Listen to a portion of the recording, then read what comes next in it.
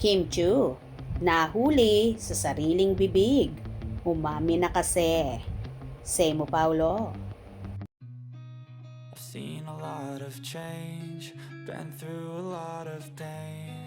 Some things are not the same as they were a year ago, but all will be okay. I move on each and every day. The past. Ganito nga ka-in-demand ang love team ni Kim Chiu at Paolo Abilino or mas kilala sa tawag na Kim Pao. Bawat kilos kasi ng napapabalitang magkasintahan ay binabantayan ng netizens, lalong higit ng kanilang supporters.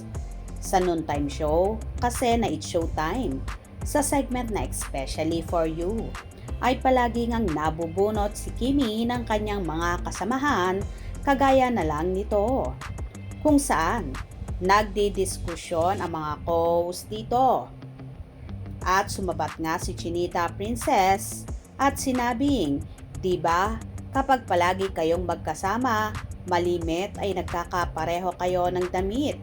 Kung saan sumundot agad ang BFF ni Kimi na si Bella Padilla at tinanong ang TV host actress kung ginagawa niya rin daw ba yon.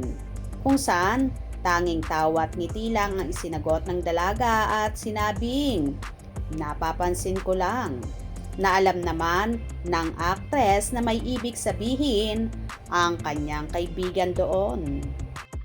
Pero minsan pag lagi kayo magkakasama, halos nagkakaparehas na kayo ng suot. Correct. Parang, Hindi sinasadya, yun din no?" suot mo, ganyan. Yeah. Ginawa mo ba yan, Kim? Sabi na, napapansin ko lang. Yung parang pareho yung yung... Oha, tila nabuking nga si Kimi sa kanyang sariling bibig dahil malimit nga silang namamataan ni Paulo na naka-couples ng attire kapag nag-gym at ganun din kapag nagja-jogging. Pa-deny effect pa nga si Chinita Princess ay booking naman na sila. But in fairness ha, so cute di talaga ng Kim Pao sa lahat ng aspeto na meron sila. Kaya naman lalong nahihibang ang kanilang mga followers sa pakilig na hatid ng Kim Pao.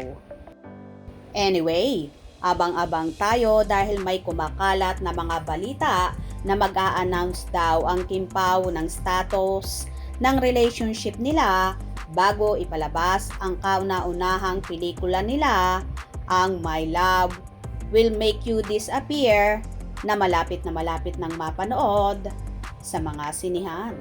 Kaya palaging tumutok at huwag na huwag bibitiw sa mga maiinit na kaganapan. Hope you enjoyed. Please subscribe for more info.